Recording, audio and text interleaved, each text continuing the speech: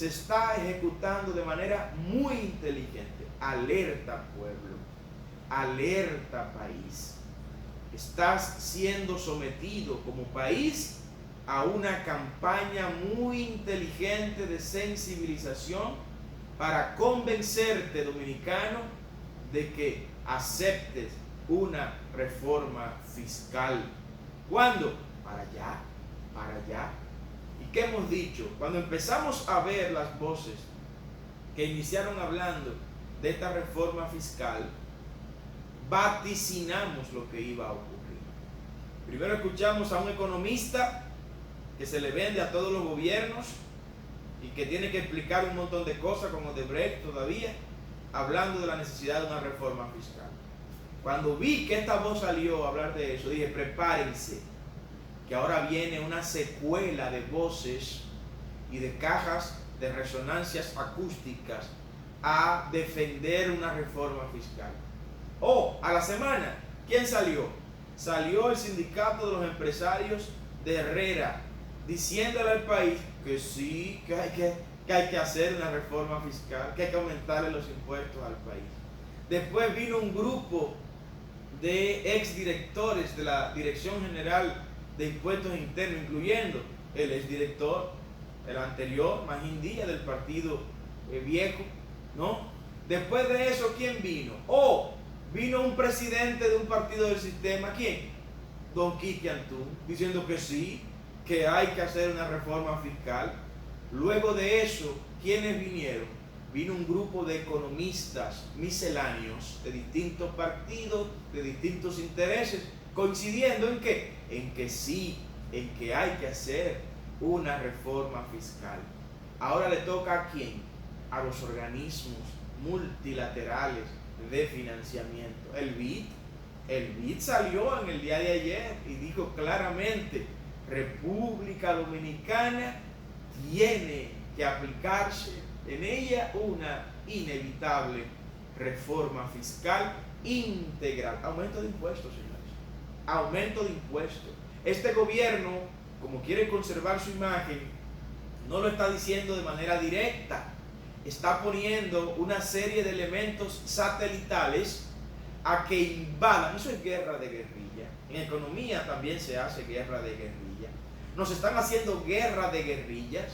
Nos están bombardeando por todos los lados con voces supuestamente autorizadas para convencernos de que aceptemos una reforma fiscal.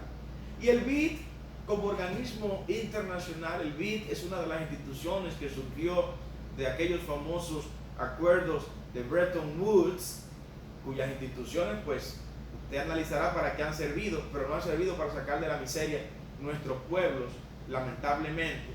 El BID utiliza una serie de argumentos que desde el punto de vista técnico son reales, pero no justifican una reforma fiscal. No justifica que los dominicanos tengamos que pagar más impuestos para un gobierno que después de haber cogido 10.500 millones de dólares prestados, no puede exhibir todavía en estos 8 meses un solo problema nacional resuelto y en camino de solución. Claro, en medio de la pandemia, sí, pero los males de la pandemia debieron ser mitigados con esos 10.500 millones de dólares. Entre esos males, la reducción en la recaudación, cosa que no ha ocurrido. En este trimestre se recaudó más de lo que se había proyectado recaudar en el primer trimestre de este año. Sin embargo, el gasto público se ha reducido. Se prometió y se proyectó gastar una cantidad de dinero en este primer trimestre y ha quedado muy por debajo del gasto. ¿Qué dice el BID, el Banco Interamericano de Desarrollo? Que nosotros tenemos un gasto de un 16% del PIB, cuando el promedio en América Latina, el gasto es de un 24%. O sea, se gasta menos, el Estado, el gobierno gasta menos en los dominicanos que lo que gastan los otros países latinoamericanos en sus ciudadanos. El BID está diciendo que tenemos una presión fiscal de apenas un 15%, cuando en el promedio regional, esa presión fiscal es de un 24%. El 27% es el gasto que se hace en los demás ciudadanos promedios de nuestro hemisferio, ¿no? ¿Qué está diciendo? Que tenemos nosotros que aumentar la presión fiscal. ¿Qué es la presión fiscal? La cantidad de impuestos que el gobierno nos saca de las costillas cada año, que nada más nos está sacando un 15%, dicen ellos, mientras que el resto, el promedio de los países latinoamericanos, se le cobra un 24%, que el gasto nuestro es apenas un 16%, y los demás países de América Latina en promedio se le gasta en sus ciudadanos un 27% del Producto Interno Bruto. Pero no es ahí que está la solución, y ustedes lo saben, aquí hay problemas estructurales que deben ser resueltos. Antes de hablarme de una reforma fiscal, este gobierno no está moralmente calificado para hablarme de una reforma fiscal mientras se le estén dando 7,000 millones de pesos a los dueños o a los concesionarios del peaje de la carretera de Samaná. Usted no me puede hablar de reforma fiscal mientras el sector de generación eléctrica se está llevando 250 millones de dólares de sobrevaluación del combustible todos los años. Usted no me puede hablar de reforma fiscal hasta que usted no me renegocie las tasas que tenemos en el interés de la deuda que estamos pagando. ¿Dónde está ese due diligence? ¿Dónde está esa gestión que hay que este gobierno para reducir las tasas que pagamos por concepto de la deuda pública, que este gobierno la ha llevado a un 72% del Producto Interno Bruto, cifra que desde el año de la fundación de nuestra república nunca habíamos tenido un porcentaje del Producto Interno Bruto en deuda como la tenemos en este momento? No nos pueden hablar de reforma fiscal hasta que no se evidencie una mejora en el gasto público. Antes de pensar en eso, ¿en qué están pensando? ¿En grabar las ganancias de los ahorros suyos dominicanos? O sea, es un pecado para usted ahora ahorrar dinero para este gobierno. Le van a aumentar las tasas que le cobran a usted por usted tener sus ahorros en el banco. Está planteando el BID, ¿qué cosa? Ponerle el ITEVIS absolutamente a todo, incluyendo los medicamentos. Ponerle el ITEVIS a los servicios de energía eléctrica, a los servicios de telefonía que ya lo tienen, aumentárselo.